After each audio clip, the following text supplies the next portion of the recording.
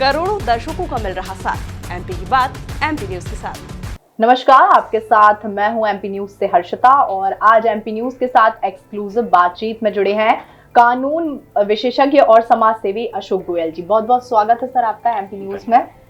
Uniform civil code को लेकर जो है देश भर में हल्ला हो रहा है और ऐसे में आखिर इसका मसौदा क्या है, इसे जानने के लिए और किस तरह से ये देश में जो है कानून की आवाज को बुलंद करेगा, ये जानने के लिए हमारे साथ जुड़े हैं अशोक जी। तो अशोक जी, हमें बताइए किस तरह से सिविल कोड जो है ये काम करेगा और किस तरह से इसका लाभ मिलेगा।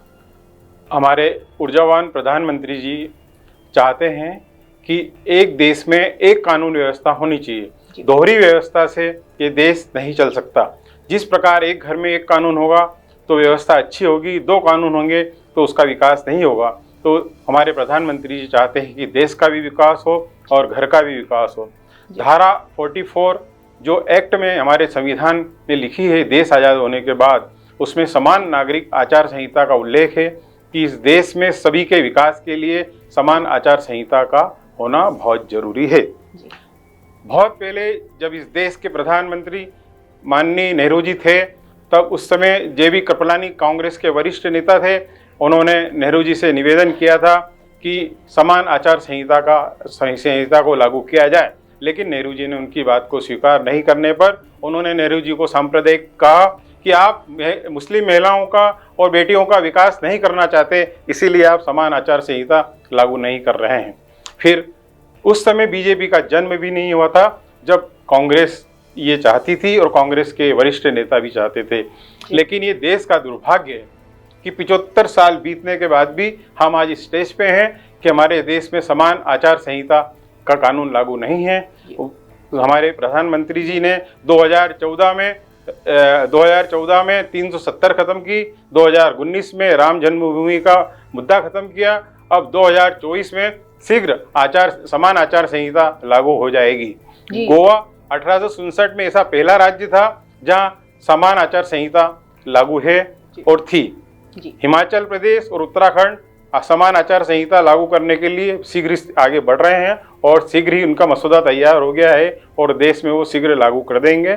और जी अशोक जी, समान नागरिक संहिता के ऐसे कौन से बिंदु हैं जिनका लाभ इस समाज को सीधे ही तौर पर मिलेगा?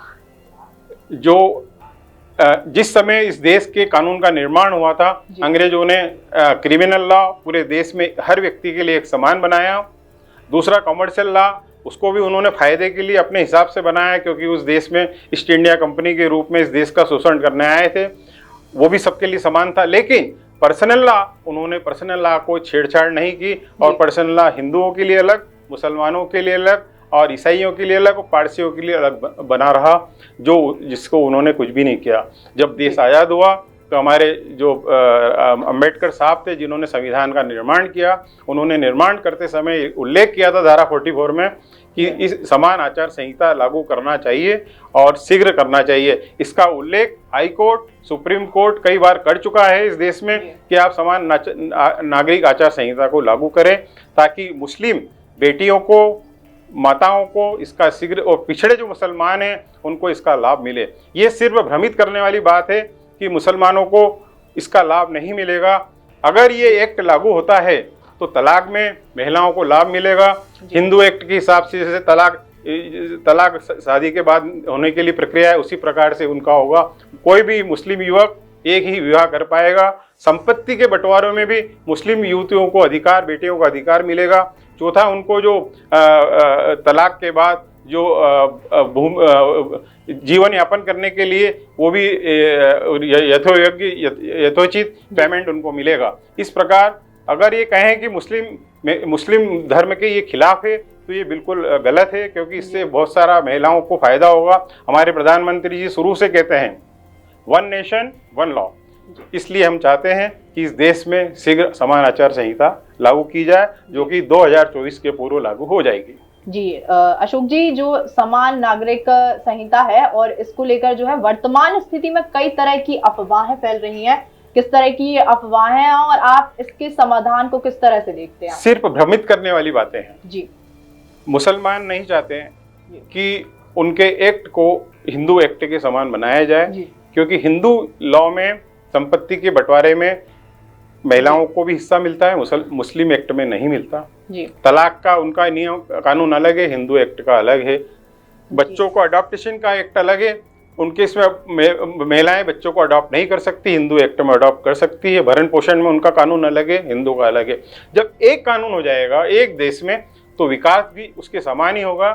शुरू से हमारे प्रधानमंत्री जी यही कहते हैं कि सबका साथ सबका विकास, एक समान देश में एक समान विकास होगा, एक कानून होगा तो भ्रांतियां भी नहीं फैलेगी और देश का विकास भी होगा। जब एक कानून होगा तो उम्र की सीमा भी तय हो जाएगी कि लड़के की उम्र की सीमा क्या है, लड़की की उम्र की सीमा क्या है। तो कम से कम लड़कियां ग्रेजुएशन कर सकेगी और जो 3-3 शादियां हैं उस पर प्रतिबंध होगा और तलाक पे भी प्रतिबंध होगा और देश का पूर्ण विकास होगा। जी, आपके अनुसार हम कितना समय और मान सकते हैं कि इसे लागू होने में अभी जो है सरकार लगाएगी? हमें उम्मीद है कि 2024 लोकसभा चुनाव के पूर्व हमारे प्रधानमंत्री जी इसको लागू कर देंगे और इसकी तैयारी जोर शोर से चल रही है। जी, और जनता का इसमें कितना साथ उन्हें मिलेगा? जनता का पूर्ण सहयोग मिलेगा, हमारे लोकसभा में मिलेगा, राज्यसभा में मिलेगा, भारतीय शासित राज्यों में मिलेगा। और कांग्रेस के जब हमारे वरिष्ठ नेता जो कांग्रेस के जो वरिष्ठ नेता थे कृपलानी जी, उन्होंने उस समय कह दिया था जब बीजेपी का जन्म नहीं हुआ था, तो कांग्रेस को भी इस पे मोहर लगानी पड़ेगी क्योंकि ये देश के विकास के लिए बहुत जरूरी है। जी, कानून विशेषज्ञ होने के नाते आप इसे जो है देश हित में उठाया गया कदम मानते हैं? किस तरह से ये एक बड़ा कदम है जो देश हित में उठाया गया? आज भारत विश्व में सबसे ज्यादा जनसंख्या वाला देश है जी। हमें भविष्य में जनसंख्या पे भी नियंत्रण करना है, देश का विकास भी करना है। जब हम कहते हैं कि भारत तीसरी शक्ति बनना है तो हम तीसरी शक्ति कैसे बनेंगे? एक कानून से ही बनेंगे ना जी। क्यों मुस्लिम महिलाएं पिछड़े?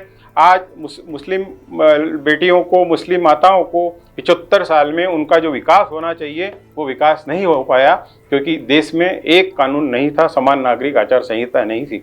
जिस दिन समान नागरिक आचार संहिता होगी उनमें कॉन्फिडेंस आएगा कि हमारा कभी भी तलाक नहीं हो सकता, एक मुसलमान युवक एक ही शादी करेगा और 3-3 शादियां नहीं कर सकेगा। आज भी 3 तलाक एक्ट के अंतर्गत इतनी खामियां हैं कि उसका वो फायदा उठाते हैं और बेचारी महिलाएं, बेटियां हमेशा अपना जीवन दुखदायी तरीके से जीती है।